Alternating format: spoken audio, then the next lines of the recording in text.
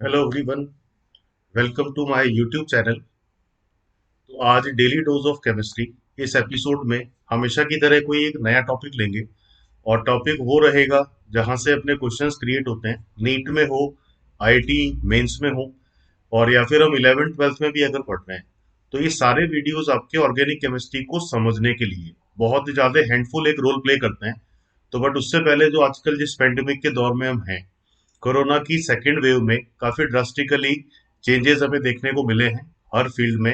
That means की पहली बात तो मैं कहना चाहूंगा कि आप सब सेफ रहें, अपने आसपास सभी को सेफ रहने के लिए आप अवेयर भी करें, क्योंकि सबसे पहला सेफ्टी है। उसके बाद अगर हम सेकेंडरी पार्ट देखें, क्योंकि जो अपना एजुकेशन है उसमें कहीं ना कहीं थोड़े बहुत ब्रेकेज मिले हैं। तो इस यूट्यूब चैनल के उद्देश्य यही है कि आपका जो पढ़ाई में स्टॉपेज आए हैं, जो हर्डल्स आए हैं, उनको थोड़ा सा अपन पार कर पाए और अपनी पढ़ाई को उस ट्रैक पे तो हम रख पाए कि जब भी अपने सामने कोई एग्जाम की डेट आती हो, उसको हम अच्छे से प्रिपेयर करके दे पाए। तो इसी वजह से ये यूट्यूब चैनल मैंने स्टार्ट किया है। तो आप इसको सब्सक्राइब कीजिए, लाइक कीजिए। जो टॉपिक्स अपने रिक्वायर्ड हैं उनको आप मुझे कमेंट बॉक्स में लिख के दे सकते हैं, उन सब पे मैं वीडियोस आगे बनाऊंगा। तो आज का जो एक डेली डोज ऑफ केमिस्ट्री है, ये बहुत ही बेसिक और बहुत ही इंपॉर्टेंट ऑर्गेनिक टॉपिक से रिलेटेड है। क्योंकि ऑर्गेनिक में जो अपने इंपॉर्टेंट लॉजिकल टॉपिक्स हैं, उनको अगर हम समझ लेते हैं तो आगे ऑर्गेनिक केमिस्ट्री को चलाने में, अपने लॉजिक बिल्डिंग में ये काफी ज्यादा हेल्पफुल होता है। तो आज का जो अपना टॉपिक रहेगा वो स्टीरियो केमिस्ट्री का एक बहुत ही इंपॉर्टेंट पार्ट है। क्योंकि अक्सर रिएक्शंस में हम वर्ड यूज करते हैं रेसेमाइजेशन, ऑप्टिकली एक्टिव क्या है, ऑप्टिकली इनएक्टिव क्या है, स्टीरियो केमिस्ट्री इन सब से लेके आपके कहीं ना कहीं रिएक्शन मैकेनिज्म में भी कनेक्ट होता है। तो उसी को क्लियर करने की कोशिश करते हैं आज। तो सीधे अपने टॉपिक पे आते हैं। आज अपना टॉपिक रहेगा optically activity in organic compounds. तो some organic compounds are optically active and some are named as optically inactive. तो ऑप्टिकली एक्टिविटी और इनएक्टिविटी को डिफरेंशिएट करने के लिए किन पैरामीटर्स का हमें यूज करना होता है, उसी के रिलेटेड ये टॉपिक है। इसको अच्छे से समझिएगा। अब देखिए कि अगर मुझे सबसे पहले बताना है ऑप्टिकली एक्टिव कंपाउंड को अगर मैं डिफाइन करना चाहूँ, तो क्या डेफिनेशन ऑप्टिकली एक्टिव कंपाउंड्स को दिया जा सकता है। सबसे पहले अगर मैं डेफिनेशन देता हूं तो एक थ्योरेटिकल की जगह एक्सपेरिमेंटल एक डेफिनेशन आपके पास आता है कि प्लेन पोलराइज लाइट को अगर कोई कंपाउंड क्लॉकवाइज डायरेक्शन में रोटेट करे या एंटी क्लॉकवाइज डायरेक्शन में रोटेट करे। क्लॉकवाइज डायरेक्शन में रोटेट करेगा तो दैट विल बी डेक्स्ट्रो, जिसको हम शॉर्टली बोलते हैं स्मॉल डी। और अगर ये एंटी क्लॉकवाइज मैनर में रोटेट करेगा तो ये लीवो फॉर्म हो जाएगा, that will be small L. Clockwise rotation का सिंबल लिया जाता है पॉजिटिव और एंटी क्लॉकवाइज रोटेशन का सिंबल हम क्या लेके चलते हैं, नेगेटिव। तो कोई भी कंपाउंड अगर प्लेन पोलराइज लाइट को किसी भी डायरेक्शन में रोटेट करने में केपेबल है, आइदर क्लॉकवाइज और एंटी क्लॉकवाइज, तो that compound will be optically active. और अगर लाइट को रोटेट करने में वो केपेबल नहीं है तो हम उस कंपाउंड का नेचर शो करेंगे इनएक्टिव। तो ये डेफिनेशन एक एक्सपेरिमेंटल डेफिनेशन कहा जा सकता है कि हम पोलरिमीटर ट्यूब में कंपाउंड को फिल करेंगे, अगर उसने लाइट को किसी भी डायरेक्शन में डिफ्लेक्ट कर दिया, रोटेट कर दिया, तो that compound will be optically active. अब देखिए कि इस डेफिनेशन के बाद, क्योंकि यहां से हमें ये मालूम नहीं चल रहा है कि स्ट्रक्चर देख के कैसे बताया जाए कि कौन एक्टिव रहेगा और कौन इनएक्टिव।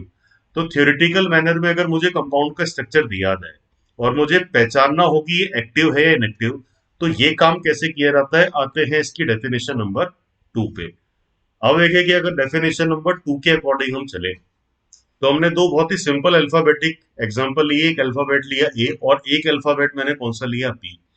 तो ए और बी में अगर इसको मैं मिरर के सामने रख रहा हूं, दैट मीन्स कि अगर मैं इनकी मिरर इमेज से बात को रिलेट करूं, तो हम ये कह सकते हैं कि जो ए वाला स्ट्रक्चर है इसको उठा के मैं अगर इसके मिरर इमेज पे सुपर इम्पोज करूं, तो ये इजीली सुपर इम्पोज हो जाना चाहिए। बट अगर मैं बी को इसके मिरर इमेज पे सुपर इम्पोज करूंगा तो ये काम नहीं हो पाएगा, क्योंकि यहाँ बी है लेकिन मिरर इमेज में तो ये डी जैसा नजर आएगा। तो ए अपने मिरर इमेज पे सुपर इम्पोजेबल है, और अगर ये सुपर इम्पोजेबल है तो इसको मैं बोलूंगा कि ऑप्टिकली इनएक्टिव है। बट बी अपने मिरर इमेज पे सुपर इम्पोजेबल नहीं है, दैट मीन्स कि ये ऑप्टिकली क्या है।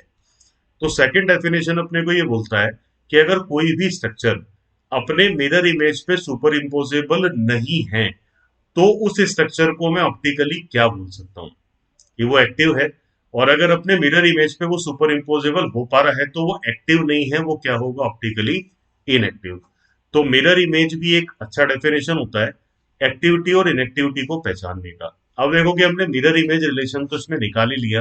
अब अगर मैं ए और बी में थोड़ा सा और स्ट्रक्चर वाइज डिफरेंशिएट करूं, तो सिंपल अगर मैं यहाँ पे एक इमेजिनरी लाइन ऐसा बना दूं, तो क्या ये दो इक्वल पार्ट में कट डाउन हो पा रहा है?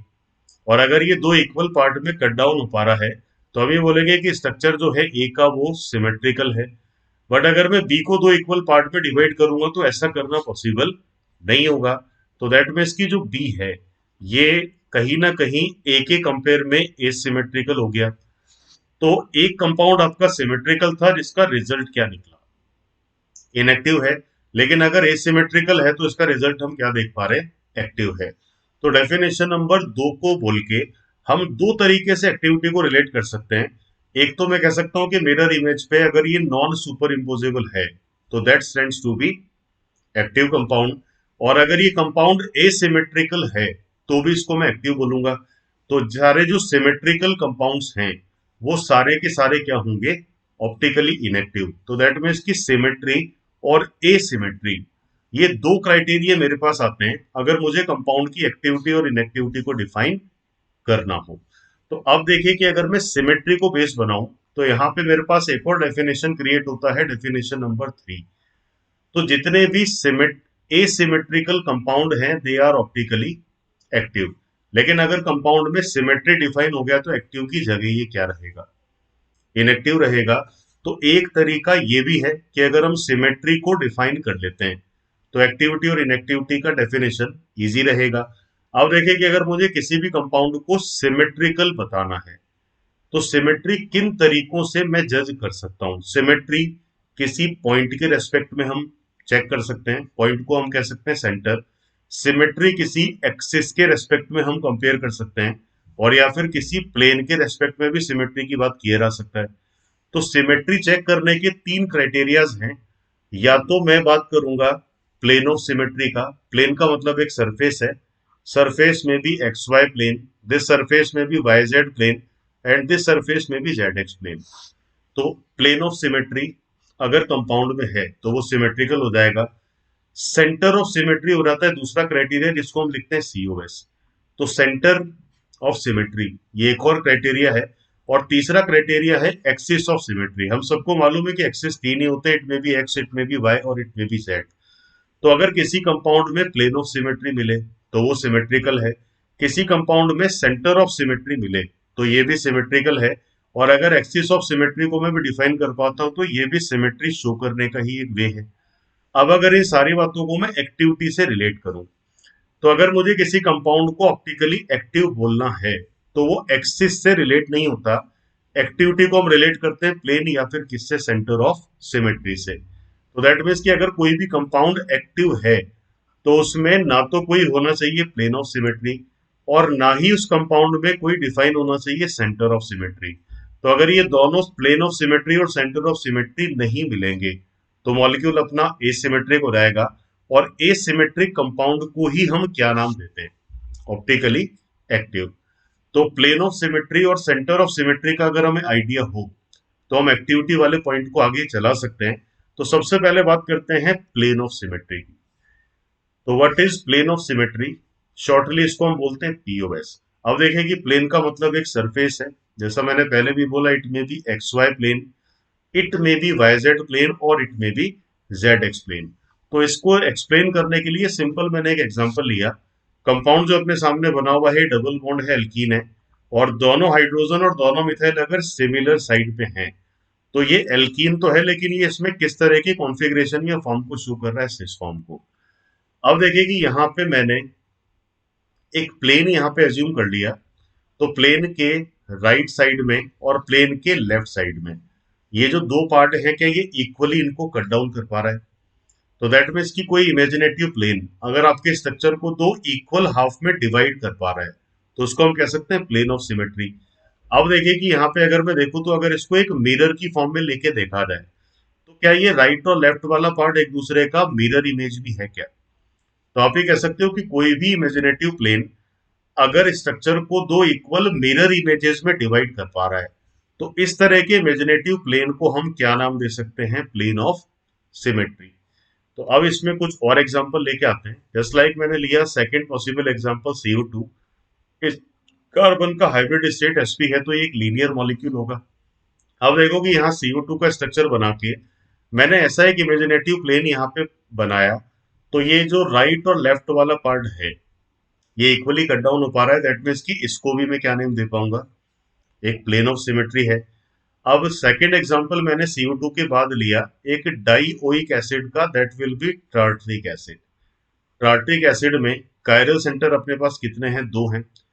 तो टार्ट्रिक एसिड के मैंने 2 कॉन्फ़िगरेशन बना के रखे। अब देखो कि ये पहला कॉन्फ़िगरेशन है जिसमें OH और OH और हाइड्रोजन एंड हाइड्रोजन ये सेम साइड नजर आ रहा है।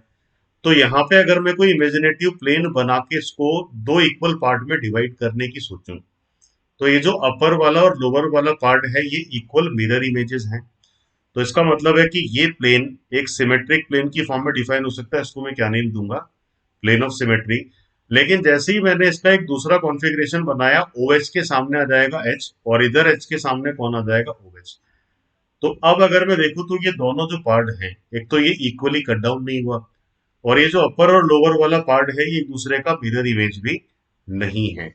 तो इस प्लेन के बारे में अगर बोला जाए तो हम ये बोलेंगे कि there will be no plane of symmetry in second configuration of tartaric acid. तो प्लेन ऑफ सिमेट्री सिंपली क्या है? कोई भी इमेजिनेटिव प्लेन अगर किसी कंपाउंड को 2 इक्वल मिरर इमेजेस में डिवाइड कर देगा तो वो प्लेन ऑफ सिमेट्री है। ऐसा नहीं कर पा रहा है तो प्लेन ऑफ सिमेट्री नहीं होगा। तो ये है प्लेन ऑफ सिमेट्री का मीनिंग। अब देखिए कि किसी एक ही कंपाउंड में कई तरह के प्लेन ऑफ सिमेट्री हो सकते हैं। दैट मीन्स कि कई ऐसे प्लेन हो सकते हैं जो इसको इक्वल 2 पार्ट में कट डाउन कर पा रहे हो। जैसे बेंजीन में 7 प्लेन ऑफ सिमेट्री होते हैं, क्योंकि बेंजीन में स्लाइस भी बनेगा और 6 प्लेन बनेंगे परपेंडिकुलर भी। तो एक ही कंपाउंड में बहुत सारे प्लेन ऑफ सिमेट्री हो सकते हैं, लेकिन उन बहुत सारों में से अगर हम किसी एक पीओएस को भी डिफाइन कर लें तो मॉलिक्यूल का नेचर क्या हो जाएगा? Optically inactive. तो एक कंपाउंड में बहुत सारे प्लेन हो गए, लेकिन इनएक्टिविटी के लिए कितना काफी है? एक ही है। अगर मैं एक ही कंपाउंड में रोटेशन को इन्वॉल्व करूं तो रोटेशन के 2 ही नेम हमने पढ़े होंगे, free rotation and restricted rotation. अब देखिए कि अगर रूम टेम्परेचर पे फ्री रोटेशन है तो मॉलिक्यूल आपके इनफाइनाइट नंबर ऑफ ओरिएंटेशंस या कन्फॉर्मर बनाता है। उन इनफाइनाइट में से अगर किसी एक में भी प्लेन ऑफ सिमेट्री बन गया तो मॉलिक्यूल का नेचर क्या हो जाएगा? Optically inactive. तो ये जो इनफाइनाइट कन्फॉर्मर वाला पार्ट है इसको हम आगे लेके आएंगे। स्टीरियो में ऑप्टिकल एक्टिविटी से रिलेटेड आपका एक वीडियो पहले आ चुका है, कायरल सेंटर या कायरल कार्बन का। आप उसको एक बार देखना अगर हमने नहीं पढ़ा होगा, क्योंकि कायरल एटम भी एक इंपॉर्टेंट एस्पेक्ट है अगर मैं एक्टिविटी और इनएक्टिविटी को डिफरेंशिएट कर रहा हूँ। तो ये बात हो गई प्लेन ऑफ सिमेट्री की। अब देखो आते हैं अपन कुछ एग्जांपल्स पे। जैसे साइक्लो मैंने लिया, दोनों मिथाइल अगर सिमिलर एंड पे ओरिएंटेड हैं तो ये साइक्लो कंपाउंड किस फॉर्म में जस्टिफाइड है? सिस फॉर्म में। यहाँ ये अपोजिटली ओरिएंटेड हो गए तो इस फॉर्म को मैं क्या बोलूंगा? ट्रांसफॉर्म। अगर ये बोला जाए कि फर्स्ट वाले कंपाउंड में कोई प्लेन ऑफ सिमेट्री एग्जिस्ट कर रहा है या नहीं कर रहा है, तो हम सिंपली इसको देखेंगे कि इसका जो राइट और लेफ्ट है क्या ये इक्वली है आमने सामने। तो ये जो इमेजिनेटिव प्लेन है ये डायरेक्टली क्या लिखा जा सकता है? प्लेन ऑफ सिमेट्री है। लेकिन अगर मैं ट्रांस में बात करूंगा तो अब अगर मैं इस मॉलिक्यूल को इक्वली डिवाइड करना चाह रहा हूँ तो मिथाइल के सामने कौन सा ग्रुप आप देख पा रहे हो? एच। तो दैट मीन्स कि ये दोनों मिरर इमेज नहीं हुए, और मिरर इमेज नहीं हुए तो ये जो प्लेन मैंने बनाया है there will be no plane of symmetry in second one. तो इस तरीके के क्वेश्चंस भी आपसे पूछे जाते हैं विच रिलेटेड टू पीओएस, और ये एक्टिविटी और इनएक्टिविटी को देखने में भी अपने बहुत ज्यादा काम आता है। तो एक एस्पेक्ट हो गया। अब आते हैं अपन सेकंड पॉसिबल एस्पेक्ट पे, that will be centre of symmetry. तो सेंटर का मीनिंग होता है न्यूक्लियस, जैसे हमने सुना होगा एटम में, या फिजिक्स में एक वर्ड आता है सेंटर ऑफ मास। तो सेंटर के रेस्पेक्ट में अगर मुझे सिमेट्री चेक करना है तो ना तो मैं न्यूक्लियस जैसी बात करूंगा और ना ही मैं बात करूंगा सेंटर ऑफ मास जैसी। डेफिनेशन उसके कंपेयर में कहीं ज्यादा आसान है। तो देखते हैं सेंटर ऑफ सिमेट्री क्या है। अब देखो कि मैंने लिया डाइक्लोरोएथीन, इसके 2 कॉन्फ़िगरेशन बना लिए। पहले में दोनों Cl, ये अपोजिटली ओरिएंटेड हैं तो ये किस तरह का एक फॉर्म हो गया? ट्रांसफॉर्म। सेकंड वाले में ये सिमिलरिटीज वाली बात आ गई, तो ये किस तरह का फॉर्म हो गया? Cis form. तो एक ट्रांस है और एक सिस है, मुझे किसको डिफाइन करना है? सेंटर ऑफ सिमेट्री को। अब देखो कि यहाँ पे मैंने एक इमेजिनेटिव सेंटर लिया है स्ट्रक्चर में, इस जगह से मैंने ट्रेवल करना स्टार्ट किया, तो थोड़ी देर बाद जाके मुझे कौन सा एटम मिल रहा है? Hydrogen atom. इसके इक्वल और अपोजिट जाने के बाद वापस कौन सा एटम रिपीट हो रहा है? हाइड्रोजन। तो इस सेंटर के रेस्पेक्ट में क्या सिमिलर एटम है इक्वल अपोजिट डिस्टेंस पे? अब देखो कि मैंने यहां से ऐसे ट्रेवल करना स्टार्ट किया तो मुझे सीएल मिला। सीएल के इक्वल अपोजिट जा रहे हो तो वापस क्या रिपीट हो रहा है? सीएल हो रहा है। इधर गया तो कार्बन, और इसके इक्वल अपोजिट भी क्या है? कार्बन है। तो इस इमेजिनेटिव सेंटर के इक्वल और अपोजिट जाने पे क्या एक जैसे ग्रुप रिपीट हो रहे हैं? तो इस तरह के सेंटर को आप क्या नेम दे सकते हो? It will be centre of symmetry. तो किसी भी इमेजिनेटिव सेंटर के अगर इक्वल और अपोजिट डिस्टेंस पे आइडेंटिकल ग्रुप्स हैं, आइडेंटिकल एटम्स हैं, आइडेंटिकल एटमॉस्फेयर है, तो that will be centre of symmetry. अब देखो कि इसमें चेक करते हैं सेंटर ऑफ सिमेट्री है या नहीं है। तो यहां मैंने इमेजिनेटिव सेंटर लिया, मैंने इधर ट्रेवल किया तो मुझे क्लोरीन मिला। इक्वल अपोजिट ट्रेवल किया तो यहाँ पे कौन सा एटम मिल रहा है? हाइड्रोजन। एक जगह भी अगर ये पेयर मिसमैच है तो there will be no centre of symmetry. तो हो सकता है ये कंपाउंड सिमेट्रिकल हो या एसिमेट्रिकल हो, लेकिन इसमें सेंटर ऑफ सिमेट्री नहीं है। तो चलिए कुछ और एग्जांपल लेते हैं सीओएस से रिलेटेड। जैसे साइक्लोप्रोपेन, इसमें अगर आपको चेक करना हो कि सीओएस है या नहीं है, तो इस सब में अपने को एक ही आंसर देना है कि सीओएस या तो यस में आंसर होगा या फिर किस में होगा? नो में। तो कंपाउंड सिमेट्रिकल है, लेकिन मुझे किसकी तलाश करनी है? सीओएस की। अब देखो कि मैंने यहाँ इमेजिनेटिव सेंटर लिया, मैंने ट्रेवल किया, कौन सा एटम आया रास्ते में? कार्बन। इसके इक्वल अपोजिट अगर अपन चलते भी जा रहे हैं तो कार्बन एटम कहीं नहीं है। तो हम ये कह सकते हैं कि इक्वल और अपोजिट डिस्टेंस पे सेम ग्रुप नहीं मिले तो आंसर नो हो गया। अब आ जाते हैं साइक्लोब्यूटेन में। ये हो गया इमेजिनेटिव सेंटर, आपने इधर ट्रेवल किया तो कार्बन, और इसके इक्वल अपोजिट भी ट्रेवल किया तो अगेन कार्बन ही आ रहा है। ये जो अपोजिट और आइडेंटिकल है ये भी वेरिएशन है, तो सेंटर ऑफ सिमेट्री के लिए आप क्या बोलोगे? यस आना चाहिए। साइक्लोपेंटेन, इधर ट्रेवल करना स्टार्ट किया तो कार्बन आया, बट अपोजिट हम चलते ही जाएंगे तो भी कोई एटम एग्जिस्ट नहीं कर रहा है, पेयर मैच नहीं हुआ, तो आंसर सीओएस के रेस्पेक्ट में नो आ गया। साइक्लोहेक्सेन, कार्बन के अपोजिट कार्बन है, इधर भी कार्बन के अपोजिट कार्बन है, इधर से इधर जा रहे हो तो भी कार्बन के अपोजिट क्या है? तो आंसर इसमें यस आ गया। अब इन चारों सिंपल से स्ट्रक्चर्स का एक अगर और इजी ऑब्जर्वेशन हम लें, कितने कार्बन का रिंग है? 3। 4 कार्बन, 6 कार्बन, और ये कितने का है? 5। तो 3 और 5 वाले में आंसर आप देख रहे हो कि नो आ रहा है। तो अगर आपका ring odd number of carbon का है तो सीधा सीधा आंसर क्या लगा दो? नो लगा दो। लेकिन अगर आपका रिंग इवन कार्बन कंटेनिंग है, इवन उसमें एटम्स हैं, तो सेंटर ऑफ सिमेट्री का आंसर क्या आ सकता है? यस आ सकता है। तो चलिए एक एग्जांपल यहाँ पे करते हैं, इस मॉलिक्यूल में सीओएच डिफाइन होगा या नहीं होगा। अब देखो कि हमने यहाँ पे एक इमेजिनेटिव सेंटर लिया, इस सेंट्रल से इस डायरेक्शन में ट्रेवल किया, तो कौन सा ग्रुप आपको यहाँ पे अपीयर हो रहा है? अगर इसके इक्वल अपोजिट भी ट्रेवल किया तो वापस से ये ग्रुप रिपीट होता नजर आ रहा है, इसका मतलब groups are equal and opposite same. Hydrogen के इक्वल अपोजिट गए तो अगेन कौन सा ग्रुप आपको मिला? हाइड्रोजन।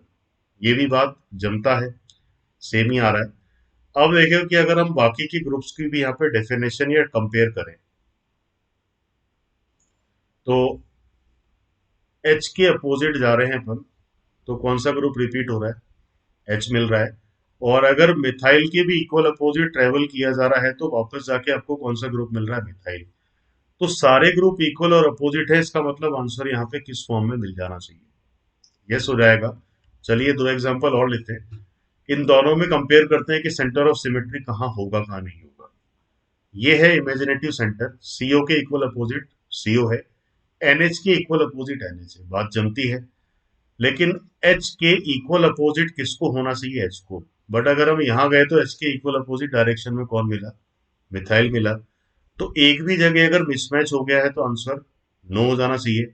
अब अगर यहाँ पे आप चेक करोगे तो सीओ के अपोजिट सीओ है, एनएच के अपोजिट एनएच है, मिथाइल के इक्वल अपोजिट मिथाइल वाली कंडीशन आ गई, और एच के इक्वल अपोजिट आपको क्या मिल पा रहा है? एच वाला। तो सारे इक्वल अपोजिट वाले ग्रुप सिमिलर आ रहे हैं, दैट मीन्स कि इसमें पूछा जाए कि सेंटर ऑफ सिमेट्री है या नहीं है, तो आंसर हम क्या देंगे, यस है। तो ये था centre of symmetry and plane of symmetry, क्योंकि एक्सिस ऑफ सिमेट्री एक्टिविटी और इनएक्टिविटी को डिसाइड नहीं करता। तो एक्टिविटी के लिए आज हमने सिमेट्रिक पैरामीटर्स पढ़े। इससे पहले एक वीडियो में मैंने कायरल सेंटर्स के बारे में पढ़ा था, वो नहीं देखा है तो उसको एक बार आप रिपीट करो। एक्टिव और इनएक्टिव कंपाउंड में क्या क्या डिफरेंस है, ये सारे इन वीडियोस की फॉर्म में आपको मिल जाते हैं। तो आप इन वीडियोस को फॉलो कीजिए। अगेन मैं कह रहा हूँ, सेफ रहिए, क्योंकि थोड़ा सा कंडीशन अभी ड्रास्टिक वे में नेगेटिव हो रखा है। मॉरली हमें अप रहना है, हमें खुश भी रहना है, और एक इम्पॉर्टेंट टास्क ये है कि अपनी जो स्टडीज हैं उनको भी कहीं ना कहीं हमें ट्रैक पे रखना है। तो आप एक दूसरे की हेल्प करो, एसोसिएटेड रहो। कोई मुझसे नीड है तो आप मुझे भी लिख के दे सकते हैं कमेंट बॉक्स में, जैसे कोई टॉपिक समझना है, उसके वीडियोस आपको चाहिए, कुछ क्वेश्चन चाहिए, तो मैं आपको प्रोवाइड कराऊंगा वीडियोस में। तो चलिए इसी तरीके से एक हेल्दी मैनर में आगे बढ़ते रहिए। All the best.